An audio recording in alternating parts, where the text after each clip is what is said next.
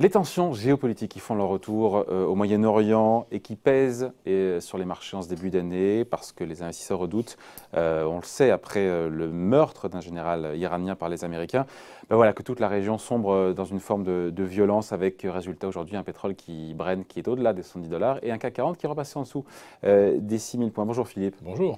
Philippe Béchade, rédacteur en chef de la Bourse au quotidien. Merci d'être là. Bonne année évidemment. Merci également à tous nos spectateurs. Voilà. Alors, c'est vrai que plus on voit bien le CAC 40 en baisse de plus d'1% à midi, heure on enregistre en direct sur Boursorama. Comment on dit quoi? Parce que quelque part, plus que la mort, encore une fois, de ce général iranien, Soleimani, on le sait, tué dans un raid à Bagdad, c'était vendredi. Ce que redoutent les marchés, c'est une forme d'escalade. Évidemment, c'est l'escalade dans cette crise qui oppose Washington et Téhéran. Elle est vraiment dangereuse, cette escalade. On a eu Téhéran qui ne s'impose plus de limite à l'enrichissement d'uranium. Trump qui parle de frapper une cinquantaine de sites. C'est ça, en fait, c'est l'escalade. Et en même temps, l'escalade, il y en a. Vous vous rappelez, à mi-septembre, on a eu le pétrole qui avait flambé avec les attaques d'infrastructures saoudiennes par des drones. Et au final, tout ça s'est calmé. Donc, on ne s'emballe pas un peu là? Je pense qu'on est passé dans une autre dimension. Là, ce que Trump a déclenché, oui, c'est, à mon avis, c'est un vrai game changer au niveau géopolitique, peut-être pour les marchés. Quoique pour les marchés, on se dit que si jamais il devait commencer à corriger, la Fed remettrait encore plus d'argent chaque matin à son guichet. Ouais. Donc les marchés jouent toujours le put Fed. Alors on va peut-être parler aussi, surtout des marchés pétroliers, où là il y a beaucoup de choses qui vont rentrer en ligne de compte. Naturellement, là c'est pas une attaque de drone. Trump a ordonné l'élimination. En réponse à l'attaque de l'ambassade américaine. Il faut quand même rappeler ça aussi. Hein. C'est pas lui qui dégaine en premier. Hein. Oui, mais enfin il y a eu des tas d'événements, on peut les juger regrettables, et on peut se dire qu'effectivement, il y avait matière à représailles. Mais enfin là, c'est l'élimination d'un personnage qui est peut-être un numéro 2 potentiel en Iran. C'est comme si d'un seul coup, l'Iran décidait de dégommer Mike Pompeo. Enfin, c'est hallucinant. Enfin, d'un point de vue géopolitique, on a un avant et un après dans les tensions entre l'Iran et les États-Unis. Ça crée un précédent diplomatique et géopolitique, c'est-à-dire qu'on élimine un adversaire qu'on présente après ça comme l'emblème du mal absolu. Bien sûr, l'organisation des gardiens de la Révolution a été classée terroriste par Washington en avril 2019, par Israël auparavant. Et donc, on a éliminé un chef terroriste. Non mais comme un vulgaire émir de l'État islamique. Donc là, ça n'a rien à voir. C'est ce que M. Trump dit. Ouais, on a éliminé un salaud et le monde est beaucoup plus sûr maintenant. Ben non, le monde est beaucoup moins sûr puisque c'est une guerre totale qui se prépare dans la région du Golfe. Tout va dépendre maintenant des représailles iraniennes. Parce que pour l'instant, les menaces, on est dans les menaces verbales des deux côtés. Alors, première riposte, on a vu que des hackers iraniens ont, je crois, réussi à pénétrer, à mettre en rideau le site d'une administration américaine. Ça va être tous azimuts, attaques, cyberattaques. Toutes les entreprises américaines vont bien sûr être également attaquées de façon informatique. Les tankers provenant d'Arabie Saoudite, ce ne serait pas étonnant qu'un ou deux se prennent une torpille ou un coup de drone. Enfin, ça va être total, illimité et aucune négociation possible. Donc la réaction des marchés, elle est finalement extrêmement modérée. Vous la trouvez modérée? Absolument modérée. Pétrole, donc au-delà de 110 $ et bourse mondiale, enfin notamment européenne, qui ouvre en baisse de plus d'1,1%. On avait ouvert surtout en baisse de seulement 0,6 à 0,7. Comme Wall Street vendredi, moins 0,7 à moins 0,8. Pour un marché qui vient de prendre entre 12 et 15%, une correction de moins 0,7 à moins 0,8, il n'y aurait pu n'y avoir rien, aucun événement géopolitique. On aurait pu avoir exactement le même genre de correction et avec même pas de volume. J'avais regardé ça vendredi, il n'y avait pas énormément de volume. Il y en a eu par contre beaucoup sur les marchés dérivés du risque. On a vu le VIX faire quand même une embardée de plus 30% en séance, passer de 12,50 à 16 avant de terminer à 14. Donc il y a eu quelque part du stress, mais on ne l'a pas vu effectivement à Wall Street. Alors maintenant, sur le pétrole, on attaque la zone des 70. Alors effectivement, à 69 sur le Brent, le signal n'est pas vraiment clair. À 70, ça commence à nous dire quelque chose. Si on terminait au-delà de 70, oui, on peut se dire qu'on est dans une nouvelle histoire sur le pétrole.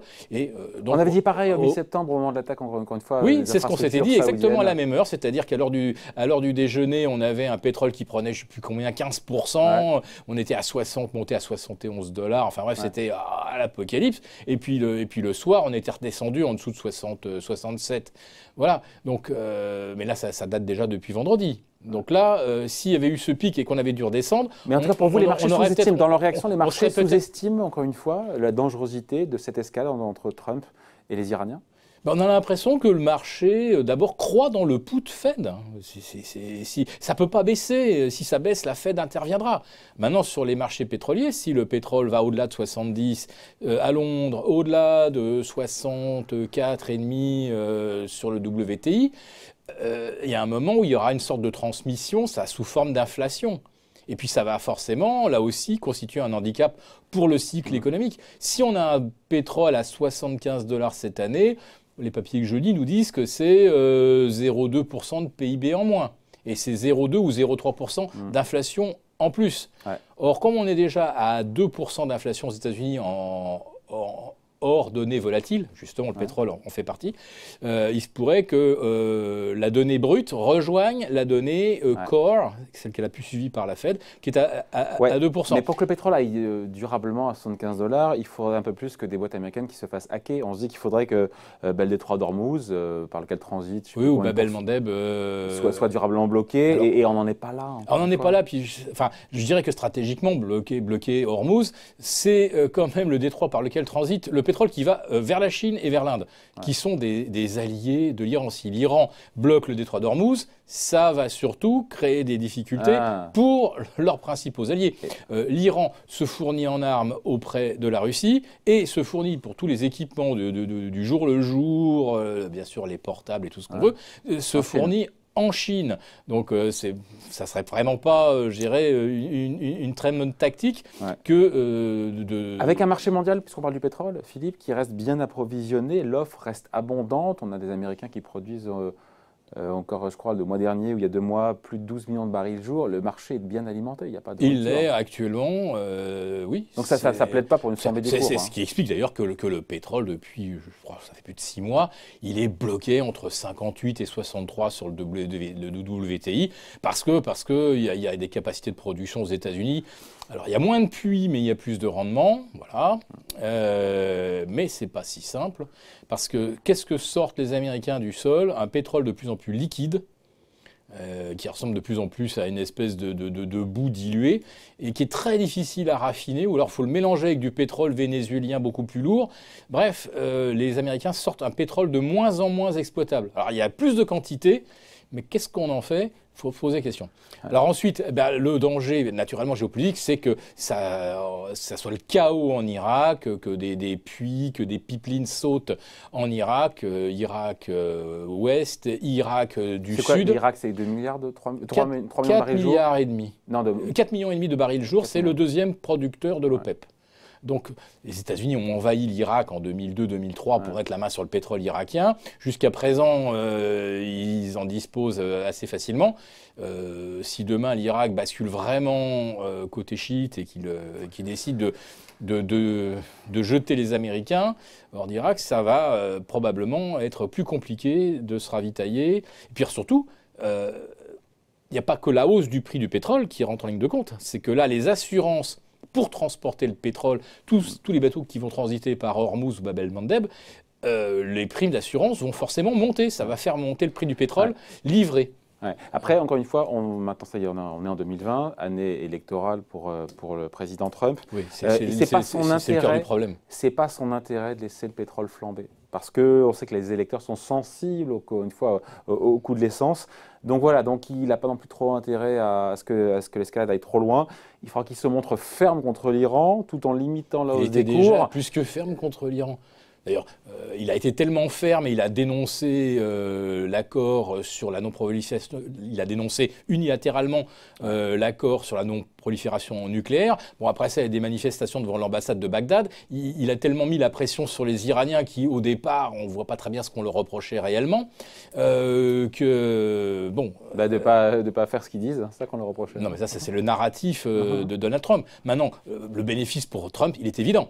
Depuis vendredi, on ne parle plus d'impeachment. Ouais. C'est en 4e page, c'est un entrefilet en 4e page. On ne parle plus que de l'Iran. Donc déjà, l'impeachment, il l'a littéralement noyé sous l'actualité en tout cas, pour immédiate. Vous, on finit là-dessus. Pour vous, les marchés, dans leur réaction pétrolière, enfin, la réaction du marché pétrolier et les indices boursiers, quelque part, sous-estiment la gravité de cette crise entre Téhéran et Washington. Alors, le marché pétrolier, je dirais qu'il y a quand même quelque chose, il se passe quelque chose. On est à 4-5% de plus que jeudi. Ouais. On est presque pas loin, enfin je regarde, mais on doit être au moins 8-9% au-delà des niveaux du 30 décembre. Donc là, le pétrole vient quand même de connaître une belle poussée et ça ne retombe pas contrairement au 13 septembre dernier. Ouais. L'or franchit les 1550, donc il y a manifestement un réflexe de recherche de sécurité. On a le VIX, s'il ne retombe pas en dessous de 14, là aussi ça veut dire qu'il y a l'attention. Un boursier européen qui perd de plus d'1% quand même, 1,5% quasiment. Voilà, mais je dis après 10-12% de hausse, c'est une correction business as usual. Et à Wall Street vendredi, c'était vraiment rien. Donc je vous dis, il y a vraiment une dichotomie entre des marchés qui disent... L'Iran, bon, de toute façon, il n'y aura pas une vraie guerre. Hein, on est bien sûr qu'il n'y aura pas une vraie guerre. Mais ça va être une guerre asymétrique, extrêmement coûteuse, sans horizon de temps. Donc, bénéfice pour Trump tout de suite, il passe pour un chef de guerre. Ouais. En fait, il fait exactement ce qu'il reprochait à Obama en 2012. Il disait Obama va déclencher une guerre avec l'Iran, comme ça il se fera réélire. Et lui, il fait exactement la même chose. Il déclenche une guerre dont on ne maîtrise absolument pas les tenants et les aboutissants. Mais dans un premier temps, ça sauve les producteurs de shale oil américains parce que, évidemment, à 65 ou 66 $, c'est mieux que 59. Enfin, l'électeur américain moyen qui va voir le coût de l'essence augmenter, lui, je pense qu'il n'y a pas de content. Mais pour Trump pense que son image est celle maintenant d'un chef de guerre et que si ça coûte un peu plus cher à la pompe, les Américains comprendront que les enjeux géopolitiques, etc., c'est bien au-delà des petites contingences quotidiennes. Mais je dis que cette guerre asymétrique va coûter très cher aux États-Unis, très cher diplomatiquement. Et au niveau du pétrole, il peut monter. Les primes d'assurance pour tout ce qui vient du Golfe vont augmenter. La sécurité des Américains partout dans le monde, elle n'est plus garantie ou elle va coûter beaucoup plus cher. Enfin, je pense que pour, on va dire peut-être une motivation électoraliste, Trump vient vraiment d'ouvrir la boîte de Pandore. Allez, point de vue signé Philippe Béchade, rédacteur en chef de la Bourse au quotidien. Merci beaucoup Philippe. Bye.